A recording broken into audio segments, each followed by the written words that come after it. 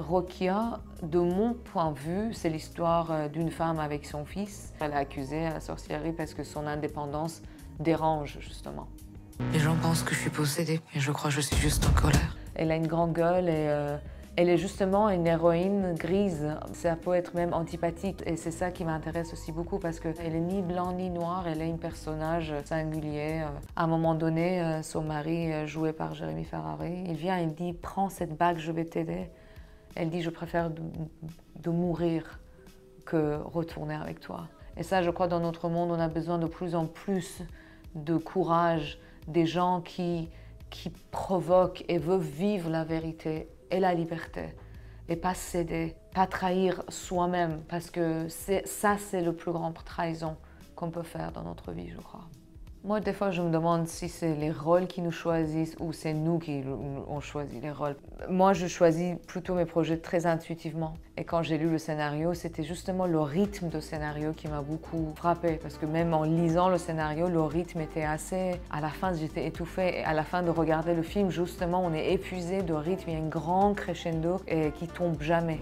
Moi, à vrai dire, quand j'ai quitté l'Iran, je pensais que ma carrière est finie. Et j'ai réalisé que mon existence et le fait que je continue à travailler, ça l'inspire beaucoup de gens en Iran, et pas seulement en Iran, dans beaucoup d'endroits où les femmes et les hommes, ils entendent beaucoup que tu peux pas, c'est pas possible, tu penses t'es qui, tu penses tu vas faire quoi.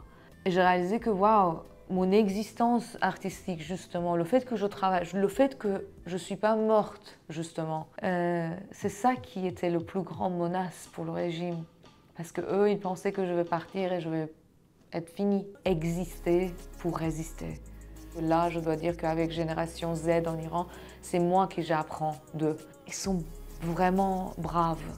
Nous, pour être libres, on était obligés de se cacher, on était obligés de raser la tête pour pouvoir faire du vélo. Et eux, moi, je suis devenue un garçon manqué pour être libre. Et j'ai retrouvé ma féminité quand je suis venue à Paris et j'ai dit, je veux assumer ma féminité. Eux, en Iran, sur un régime dictatorial, elles veulent être une femme fragile, belle, avec leurs cheveux longs, pas raser leurs cheveux, pas bannis, justement, pas renoncer à leur féminité, mais rester une femme, en même temps, rester libre. Les photos dans le magazine Égoïste en 2015, c'était pas une décision intellectuelle. C'était mon corps qui s'est mis devant la caméra et en demandant, regardez ce corps. C'est quoi votre problème avec ce corps? Est-ce que je vous menace? C'est ça le problème de l'humanité. Tout ce que vous avez fait aux femmes, c'est ça. C'est à cause de ces seins et ça, vous avez peur de ça. Regardez-le alors, regardez-le. Vous qui vous voulez le cacher, ça vous excite. Le corps d'une femme sous le tchador, sur le voile, c'est ça qui vous excite. Là, est-ce que mon corps nu, ça vous excite aussi? Ou nous, oh non, ça vous rend mal à l'aise. C'était vraiment le cri, pas seulement de mon corps, mais le corps de ma mère, le corps de ma grand-mère. Elle s'est suicidée, ma grand-mère. Le corps de mon arrière-grand-mère qui a vécu en exil plusieurs fois. C'était le cri des générations après génération. Et c'était vraiment comme, lâchez-nous quand même, lâchez ce corps-là. C'est quoi votre problème avec ça? Regardez-le. Est-ce que c'est tellement menaçant, ça? Tout ce que vous avez fait en Afghanistan, aux femmes, dans le monde, là maintenant, aux États-Unis, avant, c'est ça, c'est à cause de ça. Lâchez un peu.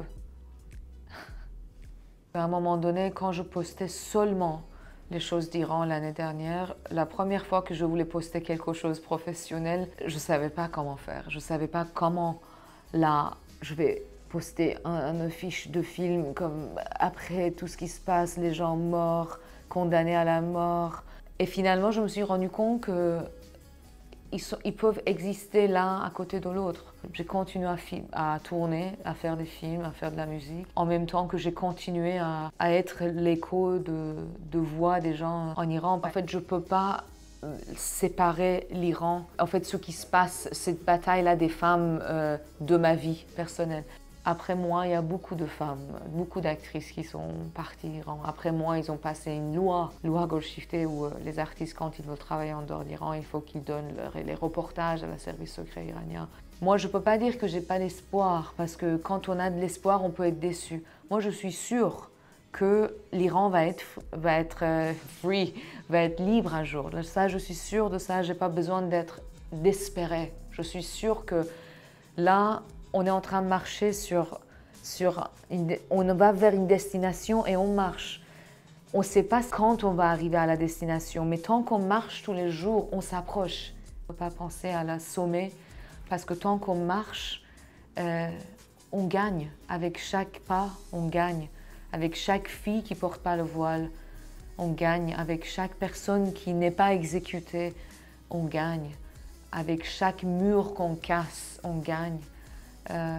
Avec chaque œuvre d'art qui est créée, avec chaque film qui est créé, on gagne.